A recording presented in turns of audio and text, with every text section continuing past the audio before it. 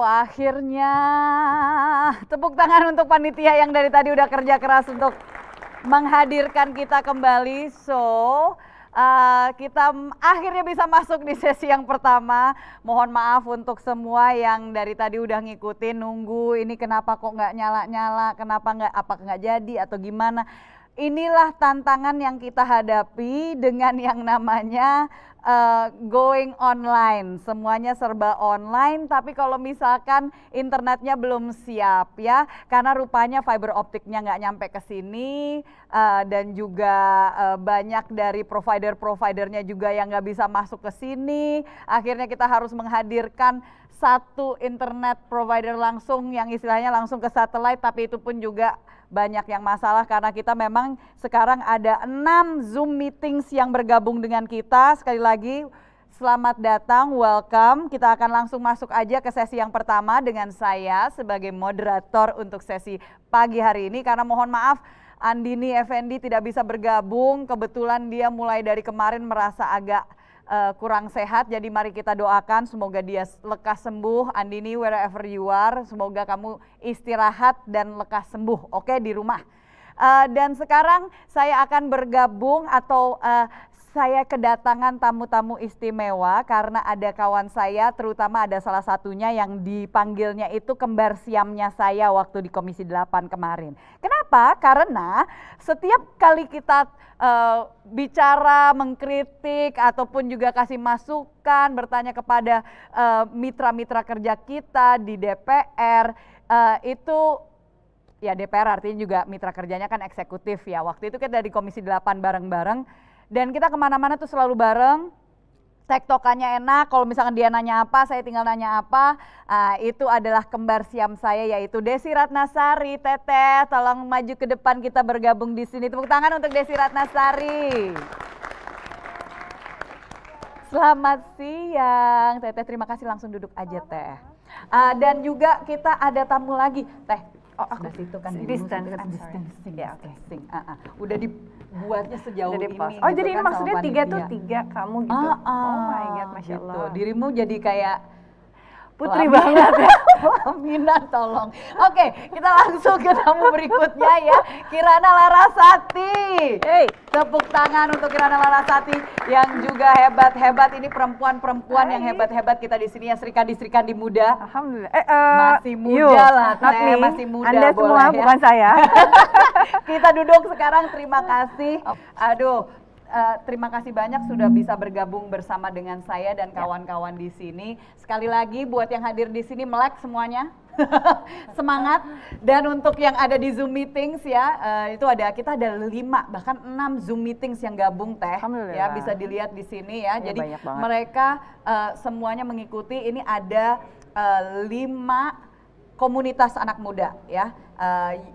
Ada SKAP di sini, ada GMI, ada Kita Tangsel, Youth Voters, dan Muda Melangkah. Luar biasa komunitas-komunitas anak muda semuanya mulai aktif di politik, hebat kan ya? Alhamdulillah. Itu harapannya. Dan yang terpenting saya boleh nggak memuji, saya senang banget nih karena kami alhamdulillah periode kemarin kami berdua memiliki legacy menghasilkan undang-undang penyandang disabilitas. Dan sekarang dihadirkan tuh ada tepuk tangan untuk kita. Iya dong, ya kan? Dan ternyata dibuktikan gitu dalam kehidupannya seorang Sarah ada penerjemah yang bisa diakses informasi yang kita sampaikan ini oleh para penyandang disabilitas tuli. Yes. Kita ini memang hebat dan saya sangat senang banget karena ada kawan saya yang dia ngasih ide, Mbak, kenapa kita nggak langsung menghadirkan untuk bahasa isyaratnya gitu. Saya bilang yes, karena kebetulan betul Teteh tadi udah mengingatkan waktu kita di Komisi 8 kita kerja keras ya Teh, itu sampai jam 3 pagi. Jam 3 pagi. Gebrak-gebrak meja untuk memastikan kata wajib hadir di situ. Ntar kita dan ini kalau dirimu terpilih ya, amin insya Allah. Dirimu wajib mengeluarkan perda yang terkait dengan inklusivitas dalam semua hal bagi penyandang disabilitas. Termasuk juga pendidikan dan lain-lain. Dan politik. Ayo langsung kasih ini, kasihan ini. Kalau kita mulai ngomong soalnya ntar nggak selesai, kita aja adanya terima kasih. Langsung. Thank you ya. Kasih, langsung Mas. aja saya taruh di sini lah. Kalian tahu apa yang kusuka. Makasih. Ya. Less sugar, oh my god, No perfect. sugar. No sugar bahkan. Thank you. Kalau saya kayaknya perlu sugarnya yang banyak. Hidup sudah begitu. It's Anyway. me. Jadi kita sekarang pertama-tama terima kasih sudah bisa hadir di sini ya. Apalagi dengan pandemi COVID-19 kayak gini, kayaknya anak-anak muda kita tuh justru lagi butuh inspirasi, butuh penyemangat, dan kita mulai dengan sesi yang sangat dekat di hati saya. Teteh udah tahu ini, yaitu isu tentang perempuan. Ya. Oke. Dan alasan kenapa kalian berdua yang kebetulan juga kita undang di sini karena tentunya kita ini sebagai representasi dari perempuan-perempuan Indonesia masa kini gitu kan. Yang dimana kita mau bersuara, kita berani bersuara, kita berani hadir di ruang publik. Dalam hal ini kalian berdua tentunya sebagai bahkan sebelum jadi politisi itu sudah ada di ruang publik sebelumnya. Jadi sebenarnya bisa kasih perspektif yang lebih luas lagi bagaimana sebelum dan setelah dan struggle-nya gitu kan. Apa sih tantangan-tantangan yang dihadapi. Jadi pertanyaan pertama, silahkan nanti kalian berdua bisa sekarang tanggapan Teteh sama Mbak Kirana. Seperti apa perempuan Indonesia saat ini? Apakah sudah baik dari sebelumnya atau kita lagi butuh progres atau kira-kira gambaran luasnya dulu menurut Teteh bagaimana perempuan Indonesia saat ini? Menurut saya yang terpenting alhamdulillah sekarang kita sebagai perempuan Indonesia dalam beragam usia sudah memiliki kesempatan untuk bisa ikut serta di dalam semua aspek kehidupan. Gitu ya, yang terpenting itu bisa mengenyam pendidikan, bisa mengenyam kemudian mengakses kesehatan, kemudian mengakses dunia politik, menurut tenaga kerja gitu ya, dunia kerja. Menurut saya ini sudah mencerminkan apa yang disampaikan oleh amanat Undang-Undang Dasar Negara Republik Indonesia 1945 yang melindungi segenap warga negaranya untuk bisa hidup layak, untuk bisa memiliki kesejahteraan. Itu sih udah alhamdulillah. Hanya spesifiknya saja yang kita tidak tahu nih bagaimana progresnya. Misalnya kalau dalam pendidikan biasanya dulu kesempatan perempuan mungkin tidak ada dibandingkan dengan laki-laki untuk bisa mengakses pendidikan. Tapi alhamdulillah mulai eranya Ibu Kartini, Ade Dewi Sartika, kemudian mendirikan institusi pendidikan, kemudian perempuan boleh mengenyam pendidikan. Lalu kemudian bagaimana sekarang dengan dunia politik? PR juga ini dengan dunia politik ini misalnya. Baru ya. Ya, itu tantangan baru, betul. Betul. Perempuan sudah boleh berpartisipasi dalam dunia politik. Tapi seberapa jauh sih perempuan boleh ikut berpartisipasi? Apakah hanya memenuhi jumlah kuotanya saja? Tapi tidak diberikan kesempatan lain misalnya. Ini juga patut dibicarakan lebih jauh, gitu kalau menurut saya. Tapi sejauh ini alhamdulillah perempuan sudah boleh beraktivitas di dalam semua area kehidupan manusia. Tenaga kerja, perempuan banyak boleh. Tapi apakah perempuan hanya sebagai tenaga kerja saja? Apakah dia boleh masuk ke dalam ranah level manager, level pimpinan, level komisaris, atau bahkan seorang menteri, atau bahkan seorang presiden misalnya gitu. Nah ini juga bisa dipikirkan menurut saya gitu. Itu sih pendapat saya secara umum. Jadi walaupun kita sudah progresnya cukup bagus, cukup baik, kita sudah memenuhi juga apa yang ada di Undang-Undang Dasar 1945, tapi kan kalau cuma dasar aja menjadi perlu ada perubahan datanya harus terus gitu ya, kita menantang bahkan gitu apa yang menjadi status quo. Nah kalau misalkan untuk Kirana sendiri, tadi dikatakan mau belajar banyak nih karena beliau kan udah 2 periode sekarang menjabat sebagai anggota DPR RI gitu ya. Jangan dianggap remeh gitu ya, itu pun juga ada tantangannya. Dan beliau salah satu on the record ya, supaya semua tahu, dia salah satu anggota DPR yang rajin, yang pokoknya kalau misalkan ngomong itu ada substansinya, oke? Nggak cuma tong kosong nyaring bunyinya. Saya bisa mengatakan itu karena banyak yang seperti itu ya, kayak kita tahu lah tantangannya. Oke, silakan Kirana, menurut kamu gimana nih perempuan masa kini di sekarang era Indonesia? Ya alhamdulillah aku sudah melihat kalau perempuan Indonesia benar seperti Teh Desi bilang sudah mendapatkan kesempatan yang lebih dan lebih lagi seiring berjalannya waktu. Dan juga alhamdulillah kemauannya juga sudah ada. Cita-citanya sudah mulai makin luas, nggak hanya terbatas profesinya seperti apa, tapi sudah ada ingin masuk ke politik, ingin level yang lebih tinggi lagi, ingin explore, dan itu sudah bagus. Hanya dari aku sekarang ya, hanya perempuannya masih dipandang sebelah mata memang, terutama oleh kaum laki-laki. Nah, dilihat mungkin buat laki-laki yang hadir di sini, kebanyakan, semoga kalian tidak. Nah, kebanyakan melihat sekuat gue enggak, lalu sepintar gue enggak, seberpengaruh gue enggak. Nah, itu kan sangat disayangkan. Padahal kalau kita diberikan kesempatan yang sama, sudah terbukti banyak sekali perempuan-perempuan hebat yang bisa mengubah dunia. Ya, bukan hanya di Indonesia Bukan ya. hanya di Indonesia, bahkan di dunia. Tapi memang ya itu tantangannya banyak. Dan kita butuh support sesama perempuan. Ya. Karena banyak juga perempuan yang terjadi Tidak ini mendukung perempuan. tidak mendukung perempuan, justru ikut ngejudge, justru ikut menstigmakan seorang perempuan, statusnya, keberadaan. Kayaknya langsung Ini ke urusan kita pribadi deh, kayaknya membuat stigma, membuat status gitu. Kayaknya status kita sama langsung itu ya, perasaannya jadi sama ya. Iya, kira-kira seperti itu. Tapi anak-anakku semua di sini, ini anak-anakku lah pasti ya, masih muda kan semua ya. Anak saya umur 18, Anda semua ada 18, 20 kan? Gila ya, Nashwa gede banget ya, udah tua saya. Jadi menurut saya tuh belum tahu kan status kami berdua gimana kan? Itu perlu loh supaya mereka tuh paham gitu kan, apa sih yang dibicarakan, maksudnya status apa gitu. Kalau misalkan status, kenapa ini jelek gitu? Atau teteh yang memberi? Oh iya. Jadi kami ini saya nggak pakai bahasa Inggris, kami ini janda. Gitu. Jadi kami sudah terbiasa hidup sendiri. Langsung ada yang tepuk tangan, ada yang janda lain.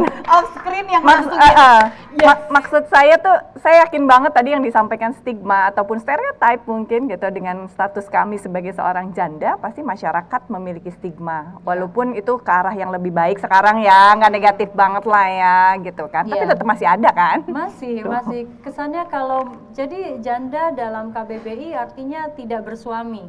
Apapun alasannya, mau ditinggal mati atau ditinggal cerai, itu janda statusnya. Tapi masih banyak yang menstigmakan janda kurang belayan, kurang kasih sayang, kurang ini, kurang itu. Jadi arahnya adalah ke objektifikasi. Ada judgement. Penilaian yang subjektif kepada orang yang menilainya. Gitu. Tapi ke arah yang negatif. Membuat posisi kami sebagai perempuan itu sangat-sangat dirugikan. Menjadi perempuan sudah sulit, menjadi janda lebih sulit lagi. Ini jadi ngingetin saya dengan saya ada temen yang dia buat podcastnya itu Janda Bercanda.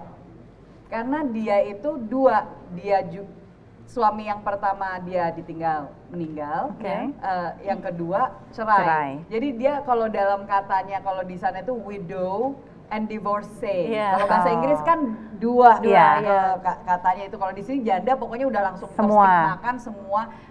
Tapi sayang ya, maksudnya masih ada langsung stigma gitu loh yang kepikiran ya kan. Bukannya melihat dari perempuan secara menyeluruh sebagai single fighter gitu kan. Oh my. Saya jadi inget banget kalau misalkan Teh Desi itu kita kita waktu itu traveling bareng sama Najwa. Yang anaknya tuh kita bisa ngelihat bahwa Teh Desi sebagai seorang ibu berhasil banget gitu, sebagai single fighter ya. Jadi untuk all the single moms di luar sana yang kita tepuk tangan dulu untuk semua single mom ya, yang berjuang luar biasa. Karena salah satu hal juga, maksudnya kalau misalkan kita bicara konteks tadi women supporting women. Banyak perempuan di politik, misalnya maju ke ranah politik, tapi belum tentu mereka mengerti isu perempuan. Betul. Nggak kepikiran bahkan, gitu kan, dan nggak ada empati. Nah, ini salah satu hal yang misalnya nih, bicara tentang program untuk, karena kita konteksnya pandemi COVID-19, pemulihan ekonomi harus menjadi salah satu fokus utama tahun depan. Betul. Kita bicara mau status kayak mau apa, UMKM itu kan justru pengusahanya lebih banyak perempuan. Betul. Tapi masih banyak yang pasti kalau kita bicara akses pada permodalan, nah stigma itu pun juga ada. Yang dimana untuk dapat akses pada permodalan Harus single ada. moms justru lebih sulit. Karena harus ada ini slip gaji, izin dari suami misalnya, iya. atau ada orang yang memberikan jaminan gitu, hal yang seperti itu kan perjuangan kita pada saat kita dengan Kementerian PPPA ya, pada saat itu kita berbicara tentang bagaimana perempuan bisa mengakses permodalan yang tentunya dengan bunga yang tidak tinggi, karena perempuan itu kan kita berbicara tentang gini ya, dalam mohon maaf lahir dan batin, berdasarkan kepada beberapa literatur dan juga jurnal bahwa Indonesia ini kan memang menganut sistem nilai budaya patriarki gitu misalnya, yang tentunya kacamata ini akan dipakai untuk melihat peran dan relasi perempuan dengan laki-laki di dalam semua bidang, baik sekolah, rumah tangga, kerja, terus kemudian contoh pekerjaan saja. Ada beberapa, tapi karena sekarang sudah ada standar UMR, kalau dulu kan perempuan biasanya lebih rendah gajinya dibanding laki-laki. Tapi kemudian kemunculkan kebijakan UMR misalnya, lalu kemudian yang itu bisa tidak memandang membedakan gender antara laki-laki gender, dan perempuan.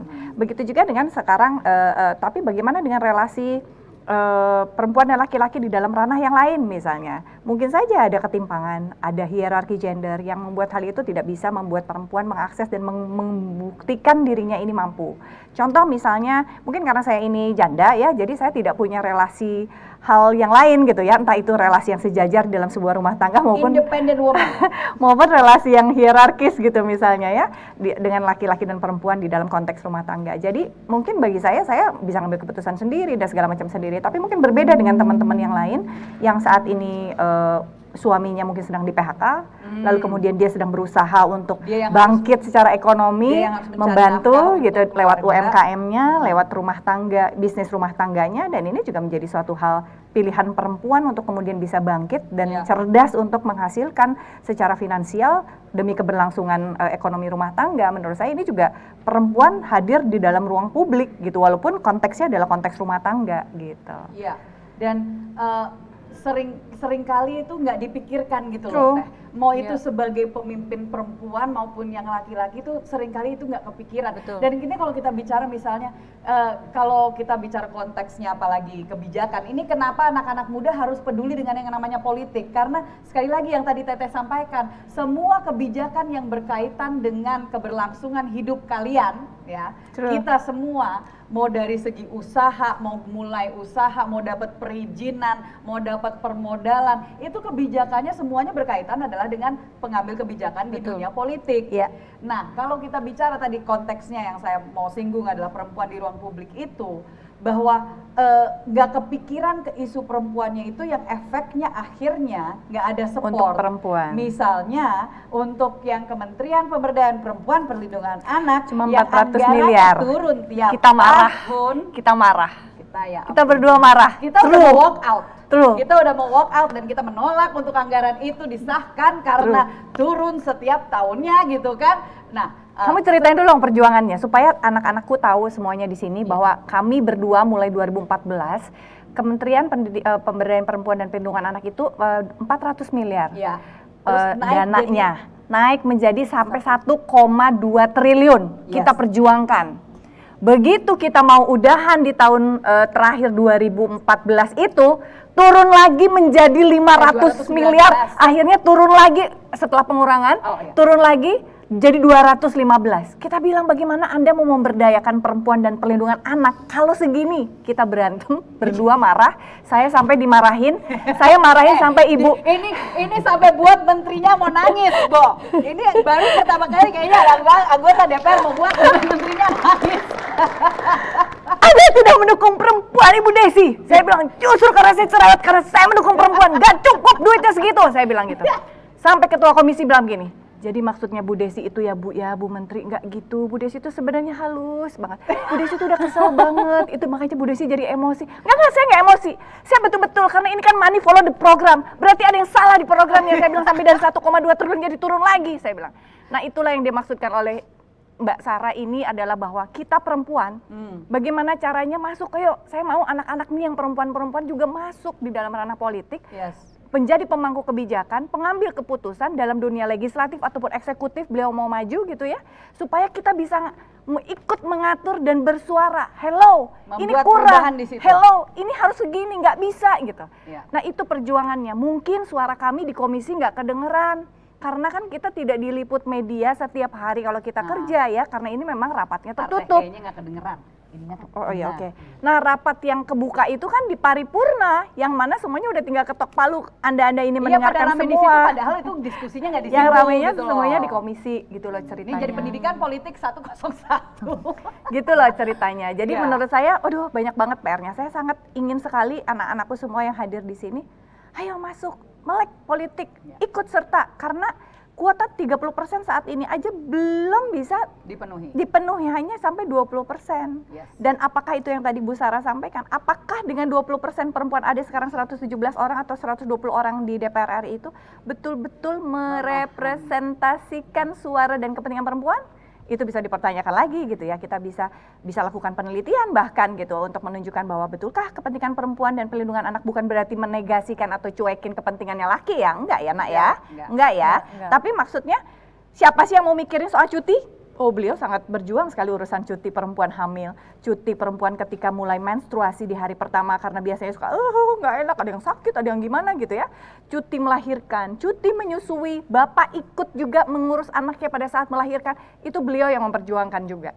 Pada saat kita, kenapa saya begini? Karena saya tahu 5 tahun saya kerja bareng dengan beliau di Komisi 8. Makanya dibilangnya kembar siam, karena kita kalau lagi berantem, marah, maksudnya berantem dengan mitra, berdebat, dia pasti bilang, saya setuju dengan pendapat Bu Desi, saya setuju dengan pendapat Bu Sarah, betul, kita tambahin gitu. Jadi begitu kita ada berdua, bapak-bapak udah pada pusing kalau kita. Jadi kalau kita ada berdua nih, gitu, bapak-bapak langsung ini, oh my god, ada Ibu Desi dan Ibu Sarah katanya. Siap-siap bakal lama gitu. Gitu deh, gitu. Tapi gini, kalau misalkan tadi kan kita udah ngomong nih, Teh Desi juga tadi ngangkat bahwa kita perlu lebih banyak lagi perempuan di ranah pengambil kebijakan, apakah itu legislasi maupun juga kita bicara eksekutif. Ya. Kirana yang sudah berjuang tapi belum berhasil. Belum. Nah, nggak apa-apa, Kirana kita juga Pengalaman same pengalaman boat lah. berjuangnya dulu buat belajar. Nah, berarti kan di situ ini luar biasa karena mungkin banyak yang nganggep oh semua artis gampang kok jadi gitu kan. Itu justru stigma yang kena di Teh Desi.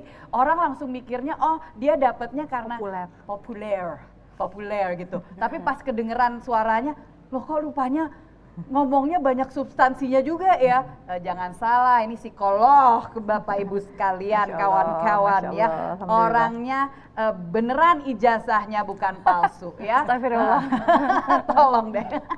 Ya beneran. Nah, tapi gini, kalau misalkan Kirana mungkin dirimu bisa menceritakan supaya juga banyak yang lebih paham, supaya jangan ada lagi stigma yang istilah atau pemikiran yang langsung stereotipnya adalah bahwa oh artis yang mau masuk ke politik tuh nggak ada substansinya, nggak ngerti apa-apa, cuma nyari kerjaan baru dan seterusnya. Itu kamu ngadepinnya kayak gimana waktu kemarin itu?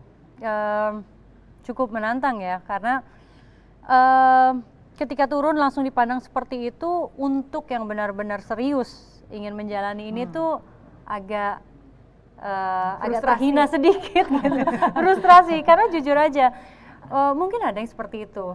Saya nggak nyalain juga dan saya nggak tahu, nggak mau ngomong juga. Ya, tapi let's be fair ya Teh ya. Let's be fair, ada aja. Let's be fair ya, ada ya Teh ya. Tapi ada juga loh seperti kami yang benar-benar ingin memperjuangkan sesuatu, memperjuangkan aspirasi, yang benar-benar turun. Saya turun itu 6 bulan full turun.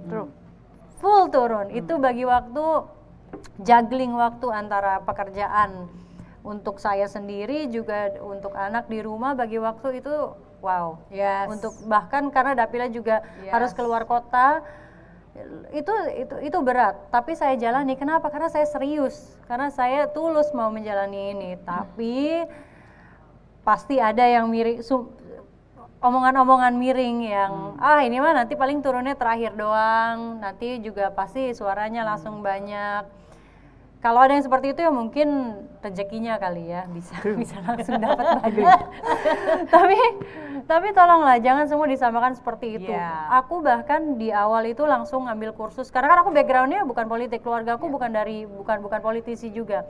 Aku di awal langsung ambil kursus sekolah komunikasi politik, langsung ikutin dengan serius seperti apa, langsung banyak baca buku karena aku tidak mau menjadi yang kosong-kosong itu juga gitu. Nggak, ini penting karena gini ya, seringkali kalau misalkan ditanyakan, kalau gitu ini udah bagus dong, udah 20% gitu kan. Tapi terus bagi kita yang tahu lah gitu, maksudnya standar yang ada juga, kadang-kadang juga frustrasi juga gitu. Maksudnya kita mau bilang ya bagus, banyak yang perempuan yang jadi, tapi terus kita juga tahu gitu, aduh banyak yang jadi juga bukan karena substansi atau kompetensinya, banyak yang jadi, dan kita nggak bisa nyalain bahwa politik kekerabatan itu ada memang di Indonesia, itu umum gitu kan, terjadi. yang itu sangat umum terjadi. Nah, ini yang mungkin harus jadi pembelajaran dan saya minta tolong banget sama kawan-kawan, terutama adik-adik semua ya.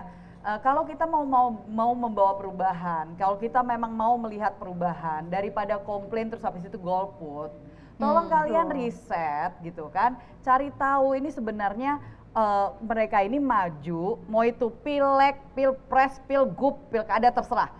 Cari tahu substansinya seperti apa gitu kan, dan sebenarnya mereka tuh betul-betul mau bawa apa sih gitu ke DPR gitu kan. Karena kita perlu yang memang istilahnya peduli banget soal narkoba. Terus kita juga perlu yang peduli banget tentang kesehatan mental, yang peduli juga tentang dunia seni maupun juga budaya. Kita juga perlu orang-orang yang seperti saya memang fokusnya adalah untuk perempuan dan anak. Itu semuanya beda-beda fokusnya, nggak bisa disamaratakan. Nah itu kita udah masuk. Kita coba untuk ke politik, pokoknya mereka udah hadir ngomongin politik mulu. Tapi perempuan di ruang publik artinya kita juga harus hadir. Dan bukannya hanya hadir, tapi kita harus kita harus bawa perubahan itu, suara itu melalui cara kita masing-masing. Nggak harus kalian semua masuk ke politik, tapi tentunya itu akan sangat membantu. Nah, dalam hal ini, saya mau ruang publik yang agak sedikit berbeda. Dari tadi kita juga ngomongin stigma, kita ngomongin, karena memang ada tantangan-tantangan tersendiri yang seringkali dilazimkan.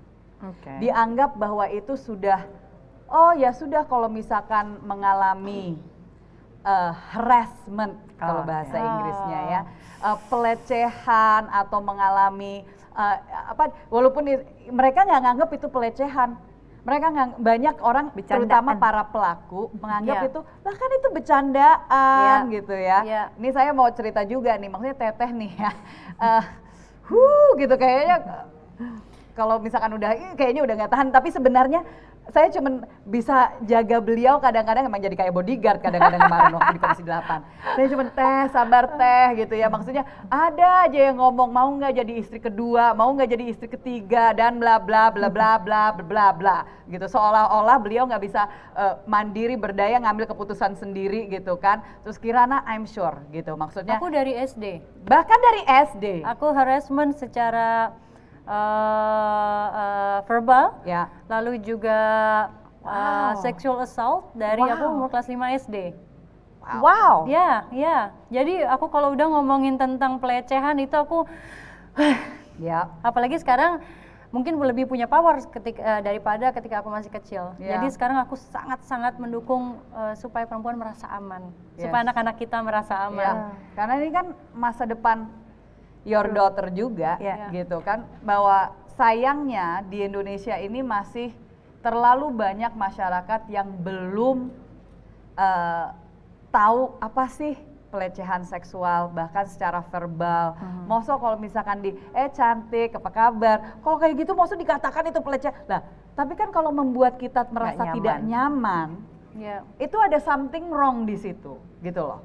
Dan bahwa mau ranah pribadi dijadikan itu objektif. Ini paling sering nih, cerita curhat lagi nih juga. Biasa kan kita ada WhatsApp group gitu ya. Ini paling sering banget terjadi di mana tiba-tiba selamat pagi Kita menggunakan foto perempuan Seksi. dengan Seksi banget. Iya. Udah yang kayak Dan kita pernah gimana, udah yang, berantem. selamat pagi. Dan kita pernah berantem. Kita Iya berdua banget. udah langsung. Saya pernah akhirnya sekali berantem, saya sumpah. pilih foto-foto laki-laki, cowok-cowok gitu ya. Mau dari Yang drakor, seksi-seksi. dari mana. Pokoknya saya langsung, ya ini selamat pagi saya gituin. Karena istilahnya, Betul. hello, itu sebenarnya objektifikasi perempuan. Betul. Ya. Karena apa hubungannya dengan menyampaikan selamat pagi dengan menggunakan foto perempuan yang kalian juga nggak tahu itu fotonya siapa, Ya. gitu kan? Cuman wajah perempuannya aja dan badannya dia dan seterusnya itu Betul. dipakai. Itu kita Jadi itu terjadi di WhatsApp grup. bahkan anggota-anggota DPR RI Betul. yang terhormat. Betul. Jadi biasalah teman-teman kan kalau mau bercandaan, "Hai, ini cantik banget," gitu. Kemudian kita kumpul lah japri di antara perempuan-perempuan. Kita punya grup perempuan juga. Kita bilang, "Gimana yuk kita tampilin cowok yang menurut kamu oke, menurut saya oke, menurut oke." Kita update upload semua. Ih, keren banget cowoknya. Oh my god, gue mau banget kenalin dong gitu-gitu lah. Pokoknya di antara kita Karena asik kebetulan sendiri. ada beberapa janda. Betul, karena di kita juga banyak, ada 3 orang kalau nggak salah waktu itu. Terus kemudian, mau dong kenalin dong gini-gini. Tiba-tiba pihak laki-laki ini mau jadi kubu laki dan perempuan. Lakinya ngomong, ini maksudnya apa ya ibu-ibu ngupload kayak begini? Dia bilang gitu. Dan dia langsung keluar dari WhatsApp group. Dia bilang sudah tidak mencerdaskan substansi di WA group ini. Kita perempuan-perempuan. Kita pada udah tahan-tahan Kalau udah saya berapa istilahnya lama? gini, tanduk setan kita keluar. Gua bilang, "Pak, yang mulai siapa ya? Mohon maaf lahir dan batin." Kita bilang gitu aja. Terus kita langsung tepuk tangan semua. Gitu, kasih emoticon tepuk tangan. So, my point is support antara kita perempuan juga harus membuat itu menjadi sebuah kesadaran yang kita verbalkan kepada laki. Hey, Anda sudah tidak layak berbicara mensimbolkan sesuatu. Kami tidak nyaman. Itu wajib kita Ya, sampaikan. itu boleh dong, Ya, boleh dong. Kalau tidak disampaikan, saya yakin, mohon maaf lahir dan batin, saya tidak membuat kubu laki dan perempuan ya. Tapi maksudnya antara laki-laki dan perempuan juga harus saling menghargai, Yes. saling memiliki kesadaran, komunikasi seperti apa ya yang layak saya sampaikan dan membuat nyaman lawan bicara saya, baik itu laki-laki ataupun perempuan. Ternyata laki-laki nggak nyaman loh kalau kita juga ngupload foto gitu. Betul. Respect. Betul gitu. Kita menghormati satu sama lain itu sudah hal yang mendasar gitu kan. Maksudnya Kirana tadi juga udah menyampaikan bagaimana sudah mengalami dari kecil. Saya pun juga mengalami usia 8 tahun disiulin gitu loh. Ya. Kan bingung kita gitu kan. Nah, jadi Dia ngelewatinnya gimana tuh? ya how? Aku ingat banget pertama kali itu pelecehannya adalah aku dipegang dadanya, sama orang nggak dikenal. Anak SMA pakai baju SMA, aku lagi pakai seragam SD, berangkat pagi-pagi Wow. jalan kaki, di jalan aja plok gitu dipegang. Itu Dan dirimu masih SD kan? SD kelas 5 aku ingat. Langsung kaku satu badan, langsung nangis berderai-derai. Nah, lari ke depan sekolah. Lari ke depan sekolah ada Pak Polisi lagi ngatur jalan.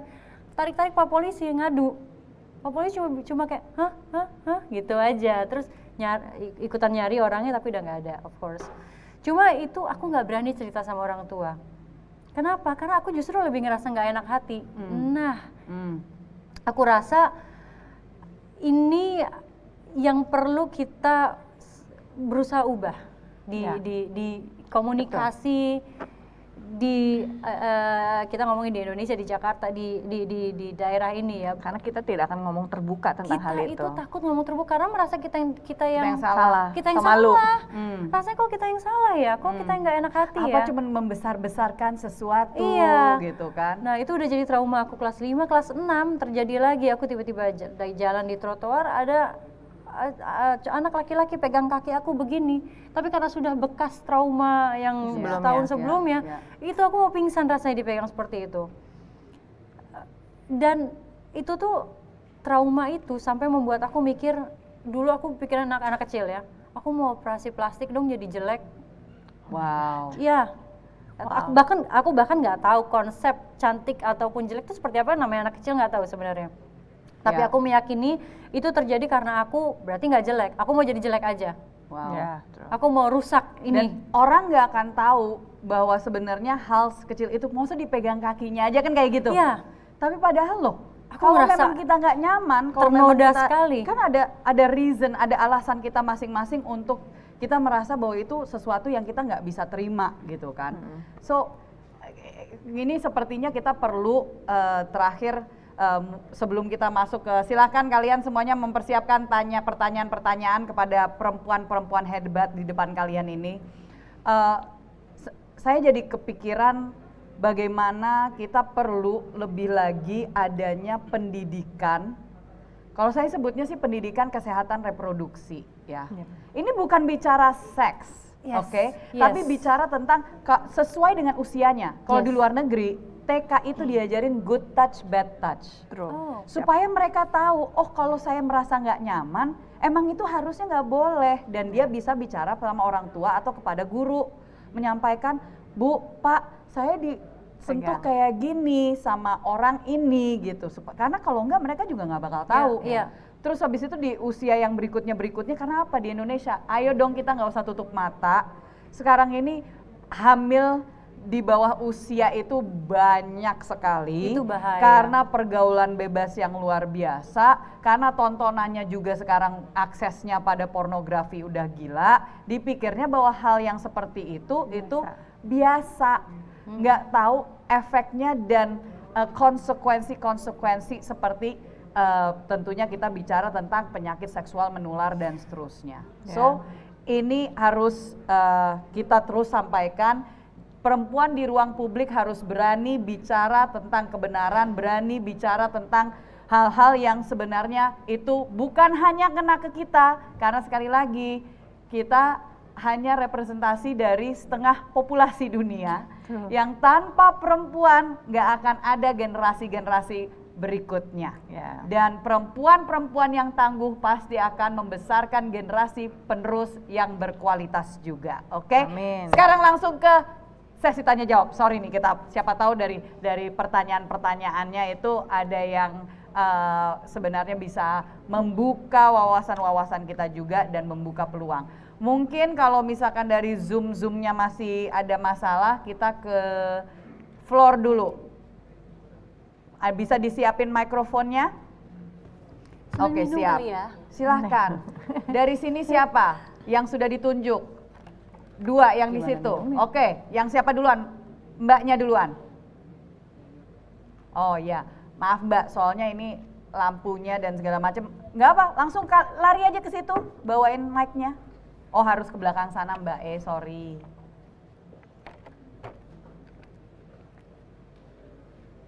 Nama dan dari komunitas mana ya Mbak?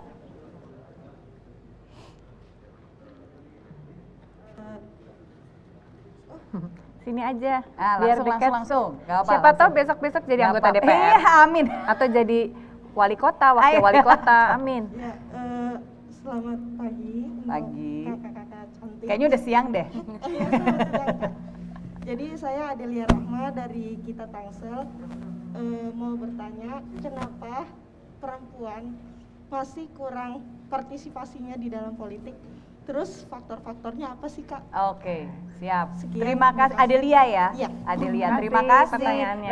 Penanya berikutnya standby dulu. Oke.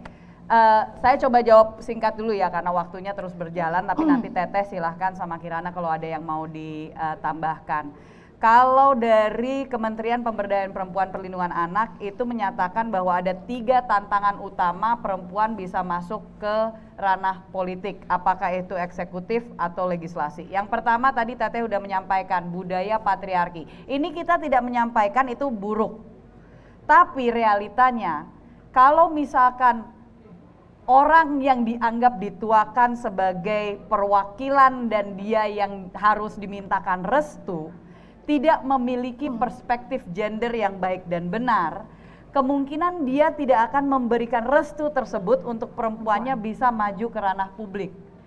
Itu dimana budaya patriarki itu menjadi masalah dan menjadi hal yang negatif jika laki-lakinya tidak memiliki perspektif gender. Itu satu.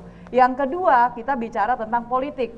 Dari sistem politiknya aja kita harus berjuang luar biasa. Waktu itu hanya untuk dapat 30% di daftar caleg aja itu harus ada perjuangan. Sekarang belum 30% kursi. baru 30% daftar pencalegan. Nah itu pun juga sekarang kita baru 20%. Bayangkan kita padahal populasinya tuh setengah-setengah. Beda tipis, 50-50. Tapi baru 20% suara perempuan terwakili di DPR.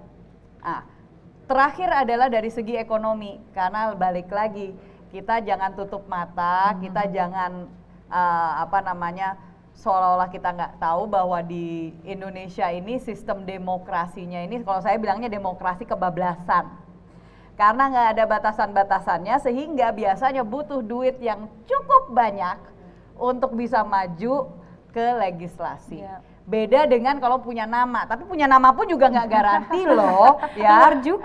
Nggak garansi loh untuk langsung masuk ke DPR RI seperti yang tadi ditunjukkan. Dan masalahnya dari yang kenapa dananya perlu begitu besar, selain dari sistem yang tidak ada membatasi, tapi juga kita harus mengakui bahwa masih banyak masyarakat di Indonesia yang suka dengan yang namanya politik uang. Masih banyak. Kalau berpendidikan biasanya menolak.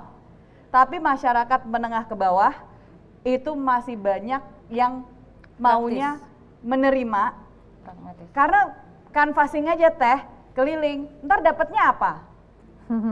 Ya, mereka ntar dapatnya bukan entar setelah terpilih, tapi sebelum terpilih, sebelum saya milih Anda, itu saya akan dapat apa?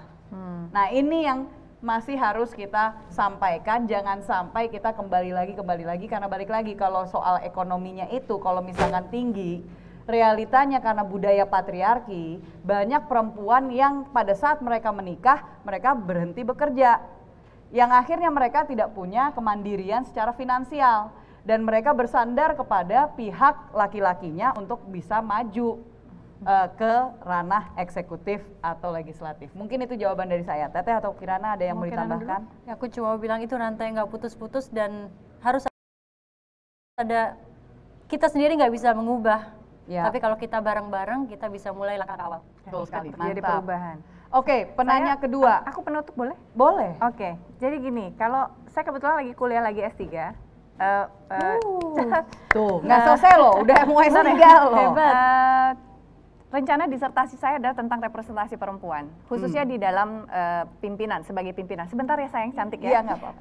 Jadi kalau tadi sudah dibicarakan oleh Bu Sarah, Mbak Sarah, bahwa apa sih kendalanya perempuan? Itu kalau berdasarkan kepada jurnal, dan kebetulan saya juga kemarin melakukan penelitian kecil, itu ada internal dan eksternal. Internal perempuan tadi salah satunya sudah disampaikan bahwa banyak perempuan kita masih secara sumber daya untuk aktivitas politiknya masih tergantung kepada laki-laki karena dia adalah ibu rumah tangga misalnya.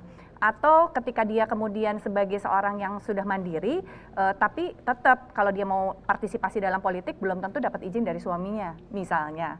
Lalu kemudian kalau faktor eksternalnya, faktor internal lain adalah perempuannya mau apa enggak. Dia mampu tapi belum tentu mau gitu. Ada yang mau tapi tidak mampu gitu juga bisa. Lalu yang eksternalnya apa? Eksternal tentunya komitmen partai. Tadi sudah disampaikan juga, ada elit-elit partai yang notabene laki-laki, apakah dia masih menggunakan kacamata nilai budaya patriarki atau tidak. Lalu kemudian ada juga antar sesama rekan kerja, maukah dia berbagi posisi dengan perempuan? Tidak hanya dalam urutan caleg saja, tapi nomor jadi pun harus misalnya. Nanti ketika di lapangan, apakah dia akan kanibalisasi terjadi gontok-gontokan antar perempuan atau dia justru encourage perempuan untuk juga jadi misalnya. Itu juga banyak kendala. Begitu masuk di dalam politiknya nanti di DPR ataupun di eksekutif nanti, apakah laki-laki juga akan memberikan ruang bagi perempuan untuk terlibat di dalam pengambilan keputusan kebijakan, ataukah dia akan udahlah perempuan gak usah banyak ngomong, diam aja lu. Banyak sekali gitu rintangannya. Tapi menurut saya dengan kita kebersamaan, kita tunjukkan kompetensi secara kontinu dan konsisten, insya Allah akan ada kebuka kesempatan dan orang akan terbuka juga pikirannya dan penilaiannya. Silahkan, dari mana? Assalamualaikum warahmatullahi. Waalaikumsalam. Kayaknya mic-nya mati. Assalamualaikum. Di belakang sana nggak apa-apa. Namanya boleh. sayang? Nama aku Ica. Ica? Iya. Dari tadi. Dari komunitas. Udah nggak apa-apa. Youth Voters. Youth Voters. Youth Voters. Oke. Ya, jadi berdasarkan tadi apa yang sudah dipaparkan, saya ada pertanyaan. Jadi di masa pandemik ini kan banyak kasus perceraian yang terjadi, salah satunya karena faktor ekonomi kan. Ya. Nah, menurut Ibu, bagaimana cara memperdayakan janda atau para wanita yang sudah bercerai, terutama jika mereka itu sebelum bercerai itu hanya menjadi rumah tangga gitu, hanya Menjadi ibu rumah tangga saja. iya. Oke nak, terima kasih nak. Ya, Terima makasih. kasih. Teteh mau jawab dulu? Oke. Gantian Oke, duluan. kalau menurut saya yang terpenting gini, kalau konsepnya kita mengambil ranah religius, tentunya dalam semua keadaan manusia itu harus bersabar menerima apapun keadaan yang sedang dihadapi. Jangan lagi banyak duit abang sayang atau istriku sayang, tapi lagi nggak ada duit babai dadah sayang gitu kan. Nah oleh karena itu jangan dicontoh juga saya nggak karena konteksnya pandemi saya cerai ya, udah nggak pandemi zaman dulu gitu. Lalu menurut saya dalam keadaan apapun kan, kalau dalam vow-nya atau janji pernikahan kan dalam keadaan apapun, susah, senang, sedih, sehat, bahagia atau tidak bahagia selalu bersama. Nah tentunya komitmen inilah yang harus kita bawa di dalam sebuah rumah tangga, idealnya. Tapi kalau dalam pandemi gini nggak bisa, gimana caranya? Ya sudah, kalau sudah dibicarakan nggak bisa, pikir-pikir dulu deh, nanti nyesel. Kalau udah nggak pandemi, nggak taunya pengen balik lagi, malu kan? Gitu. Pikirin hal itu, pertimbangkan. Lalu pertimbangkan juga urusan anak. Lalu gimana sih kalau misalnya tetap harus bercerai juga, lalu kita bisa bangkit gitu. Tentunya yang paling penting sekali bagi perempuan janda-janda di sana yang kemudian harus instan menjadi seorang bapak rumah tangga atau pencari nafkah atau tulang punggung keluarga, cari support system. Support systemnya siapa? Keluarga.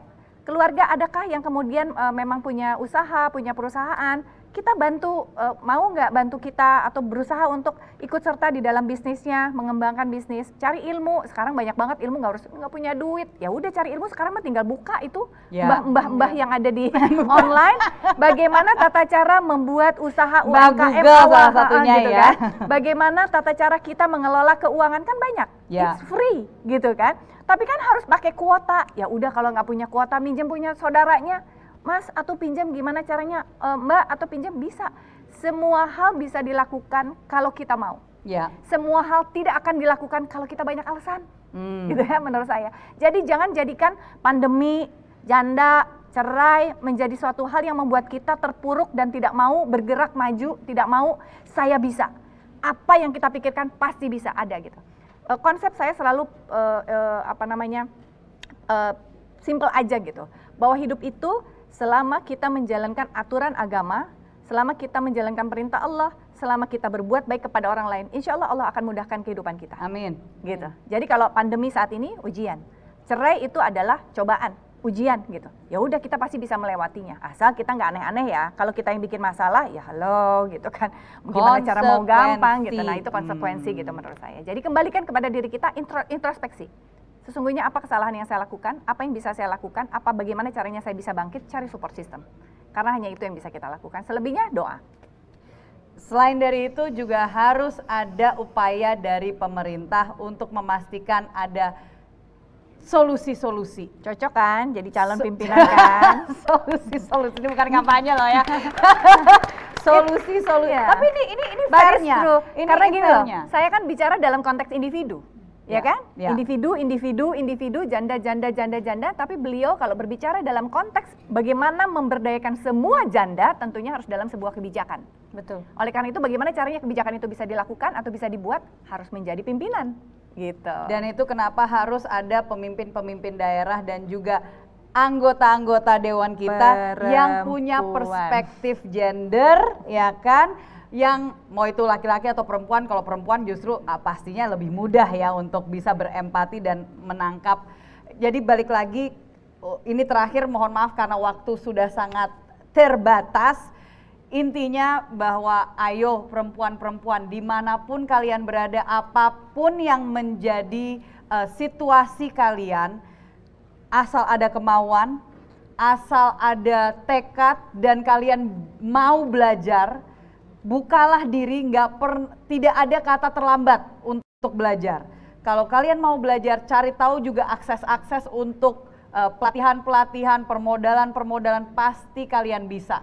Dan terakhir, kalian harus berani untuk bicara jika ada ketidakadilan, jika ada hal-hal yang sangat mengusik kemanusiaan kita ya. Ini bukan hanya bicara dalam konteks perempuan saja, tapi kita sebagai perempuan harus menyatakan cukup kepada ketidakadilan dan harus berani untuk bicara memastikan bahwa masa depan kita semua lebih baik, terutama untuk anak dan cucu kita. Amin. Terakhir aku boleh nggak? Oke. Tuh kan ini selalu deh, ini beneran nih kebiasaan. Kita selalu di begitu. DPR juga selalu kayak gini. 5 tahun. Pasti ada tambahan. 5 tahun. Swear. Oke, lanjut. Tambahannya yang penting.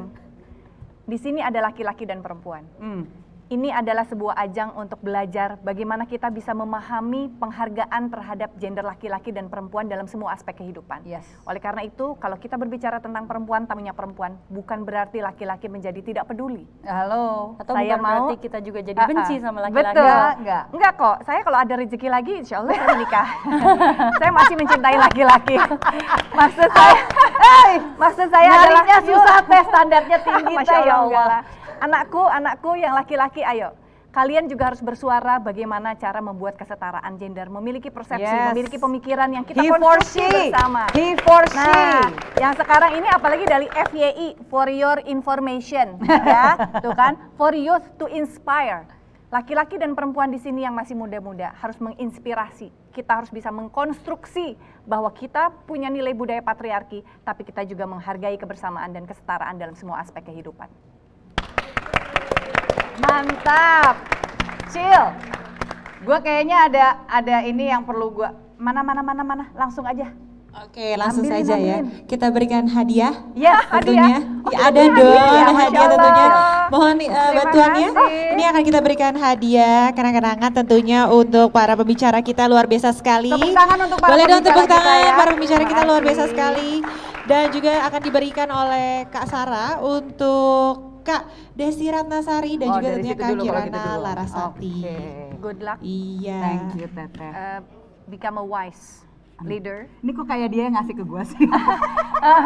Pokoknya harus menjadi seorang pemimpin yang bijaksana, yang bisa Amin. mengayomi Amin. semua masyarakat dari semua kalangan dan bisa kemudian memberikan perlindungan lewat kebijakan-kebijakannya yang bijaksana. Amin. Amin ya. Amin. Thank you. Good luck, Muah, selamat. muah, Muah, muah. muah. Selamat. Iya. Tuh kan abis ini langsung Ya nggak apa-apa, hand ntar sanitizer aja. cuci tangan. Saking udah lama nggak ketemu. Iya, I miss padahal you udah so mau much. peluk-pelukan dari tadi ya Allah. Iya, harus masih namaste ya. Ya. Thank you so much. Terima kasih. Tepuk tangan juga untuk Kirana Larasati. I'm rooting for you. Semangat. Luar biasa lo bisa bangkit dari trauma tersebut ya. Yeah, I'm Exactly. proud of you. It is not the end gitu kan. Ah ini Masih juga ada lagi, ada kita lagi. banyak ya. Banyak Wow. sekali ya. Iya. Ini rada Kadang-kadang masih takut Ya Allah banyak amat sih Sar. Iya, Ya Allah. boleh. buat buka puasa. Yes, exactly. Masya Allah, terima kasih. Dan ini apa namanya sekalian ya plug in ini homemade. Yes, itu ada hand sanitizer. Tadi kan udah kena tangan kamu ya? Tangan. Walaupun Sama belum ada ini juga homemade soap. Oke. Ya, dan organik, halal, ya kan? Dan itu mencintai lingkungan. Mencintai Bukti lingkungan karena ramah lingkungan. Semoga bisa dinikmati. Sekali Amin, lagi terima kasih kasih banyak. untuk para pembicara Semoga kita. bermanfaat. And nanti kita akan balik lagi di sesi berikutnya. Jangan kemana-mana karena akan ada keluarga muda. Thank you so much. Terima kasih banyak. Sampai Terima jumpa. kasih. Iya, oke terima kasih banyak sekali lagi kakak-kakak sudah hadir di sini. Tepuk tangannya juga untuk moderator kita dong yang luar biasa sekali. Oke, kami persilakan untuk berbincang-bincang dulu, masih mau lepas kangen. Boleh bincang-bincang behind the scene ya. Oke, masih semangat semuanya di sini ya. Oke, aku mau menyapa dulu nih untuk teman-teman yang ada di Zoom. Halo. Iya nih kita ada Dinda, ada Sinta, Dana, Andre, wah luar biasa sekali ya. Jadi aku mau ingetin sekali lagi untuk teman-teman bahwa kita ada challenge ya. Ini aku berdiri di sini, oke? Oke, aman kamera? Aman ya? Oke, jadi untuk teman-teman yang ada di Zoom sekali lagi kita ada challenge dan ini berhadiah ya handphone Samsung loh, luar biasa sekali ya. Caranya adalah kalian semua bisa nih, kalau tadi kan ada pembicara kalian lihat ya dari komputer, kamu bisa Instagram ya, itu harus di feed ya, jadi foto dan nanti kamu post di Instagram dengan tag Instagram kita di @fy1.id ya. Tentunya di sini udah pada follow. Sekali lagi jangan lupa untuk post di feed, jadi nggak bisa Instastory ya. Jadi kalau Instastory tidak dihitung, oke? Kalau misalkan teman-teman di yang studio boleh ikutan? Boleh ya? Boleh nggak? Boleh. Jadi yang di sini juga boleh ikutan ya. Kalian kebetulan juga mendapatkan kesempatan langsung bertemu dengan para pembicara kita. Jadi langsung aja foto, boleh selfie, boleh apa ya, terserah. Tapi kalau bisa harus ada nih pembicara-pembicaranya, oke? Setelah kamu post, jangan lupa untuk mention di Instagram kita, di tag ya, jangan lupa di tag dan juga mention ke @fy1 ya. Jadi aku udah spell tuh ya, fy1.id. Dan itu menggunakan hashtag juga, hashtag bersatu menginspirasi. Itu hashtag pertama. Hashtag kedua adalah for youth to inspire ya. Ini nama acara kita tentunya. Hashtag yang ketiga adalah Tangsel. Jadi ada 3. Kalau misalkan kalian cuma tag 1 itu kita tidak hitung ya kalau mentionnya cuma 1. Lalu nanti jangan lupa untuk komen ya dengan tag 3 teman kalian. Oke, paham nggak di sini? Paham ya? Jadi kayak bu guru ya di sini ya. Oke, jangan lupa jadi misalnya foto nih, foto mungkin MC-nya yang cakep nih boleh difoto ya. Abis itu kalian post, abis itu mention ke Instagram kita dengan 3 hashtag dan juga tentunya tag 3 teman kalian, oke? Nanti perhitungannya dari mana Kak? Perhitungannya ya itu dari likes terbanyak, oke? Mengerti semua?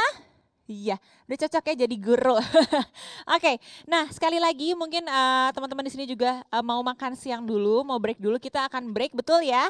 Oke, kita akan kembali pada pukul 13.30, oke? Ya, jadi teman-teman di sini untuk kita mau break dulu. Jangan lupa untuk teman-teman yang di Zoom, mana kamera? Oh, di situ kalau Zoom-nya. Jangan lupa untuk join lagi jam 13.30. Kita masih dalam acara yang luar biasa sekali. Sekali lagi semangatnya dong, teman-teman. Ini dong tepuk tangannya. Oke. Jadi aku mau ingetin kalau misalnya aku bilang for youth to inspire, kalian bilangnya apa? Bersatu menginspirasi. Oke, kita tes ya. For youth to inspire. Oke, kita ketemu pukul 13.30. Bye-bye.